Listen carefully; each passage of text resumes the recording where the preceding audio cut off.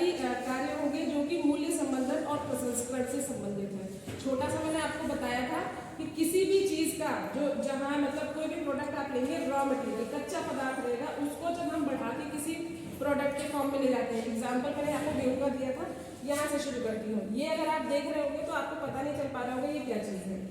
कोई बता सकता है ये क्या चीज है? ठीक है, हम गेंदे का फूल होता है ना, गेंदे का फूल माला जिसकी बनती है या फूल चढ़ाते हैं, ये कच्चा पदार्थ हम यहाँ पे मान रहे हैं गेंदे के फूल को। अब हमने उसको सुखाया, उसका पाउडर बनाया, ठीक है। अब आप यहाँ पे देखेंगे एक तो ये कच्चा पदार्थ, एक तो ये है पाउडर और एक ये पाउडर आपको दिखेगा।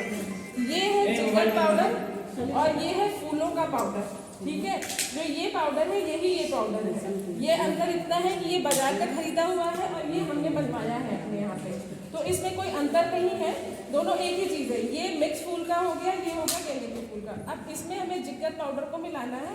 रेशियो फिक्स है कि आपको 75% एक लेना है और एक को 25% लेना है। जैसे बाजरे का आटा होता है ना, उसमें चिपचिपापन नहीं होता है, आटा गूंथने में दिक्कत होती है, जैसे इसके साथ भी दिक्कत होती है। और ये सारी प्रक्रिया जब हम करते हैं तो इसके बाद हमें ये अगरबत्ती मूल्य संवर्धित प्रोडक्ट के फॉर्म में मिलती है। समझ में आया?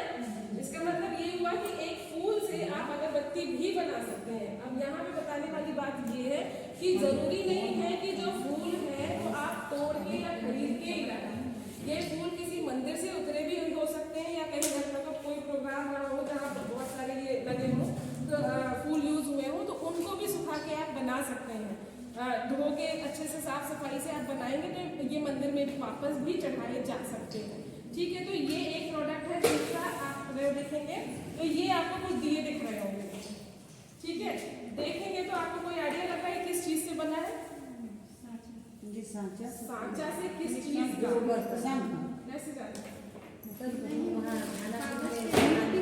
ये गाय के गोबर का बना हुआ है, इसमें भी ये भी ठीक है। कैसे बनाया था आपने? गाय के गोबर का, वो जैसे गोबर पहले पात कर उसको सुखा कर फिर मशीन में उसको पीसा जाता है और उस पर अलग से कोई पाउडर आता है और दोनों को मिला करके साना जाता है, अच्छे से मारा जाता है, जैसे आटा मराता है उस तरह। फिर इसके बाद सांचे में हल्का सा ऑयल लगा के ये सेम प्रक्रिया इसके साथ भी करनी है, यही प्रक्रिया आपको इसके साथ भी करनी है। ये जो जिगर पाउडर है ना, जिगर पाउडर ही है वो जो इसको चिपकाने का काम करता है। इसके बाद भी प्रक्रिया है जो आप महक आती है ना, किसी भी चीज की, गुलाब की महक आ रही है या किसी और फूल की आ रही है या लेमन ग्रास जो चाय बनाते हैं आप उसकी आ रही है, तो इसके बाद की प्रक्रिया है कि इसमें डीएपी ऑयल और जो भी सुगंध आप चाहते हैं वो डाला जाएगा। सेम प्रक्रिया इसकी है, इसमें अभी कुछ भी मिलाया नहीं गया है, तो ये ऐसे भी जलाया जाएगा तो ये मच्छर भगाने के काम भी आ सकता है। ये दोनों चीजें आपको समझ में आई कि ये गोबर से निर्मित है और ये फूलों से निर्मित है। तो अभी आप सभी ने देखा कि प्रतीक्षा मैम ने आप सभी को बहुत सारी ऐसी चीज़ों के बारे में बताया जो शायद आपके लिए, ज़्यादातर लोगों के लिए नया रहा होगा, क्योंकि फूल हम मंदिरों में चढ़ाते हैं, लेकिन चढ़ाने के बाद जो उसका उपयोग होता है, अगर कहा जाए तो आज की डेट में सरकार को सिर्फ और सिर्फ उसी के लिए एक स्पेशली कार्यक्रम चलाना पड़ रहा है, नमामि गंगे कार्यक्रम।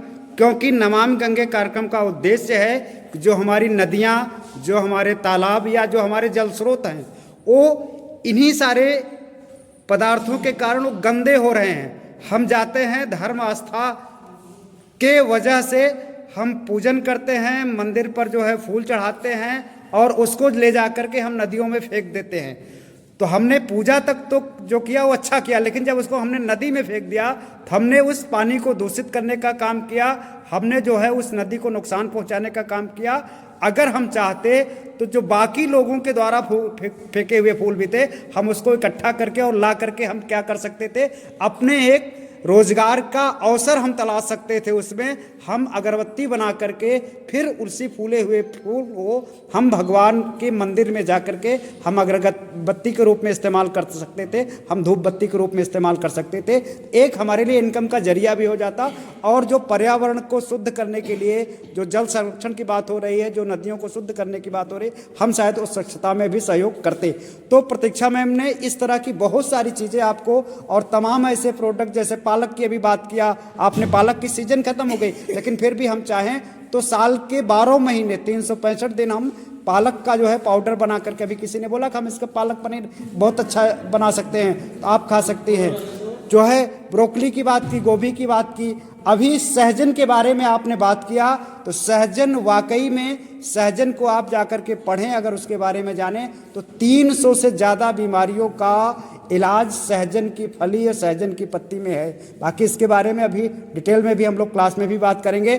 तो प्रतीक्षा मैम का बहुत बहुत धन्यवाद कि आपने समय दिया और आप सभी को ये बहुत सारी महत्वपूर्ण जानकारी दी।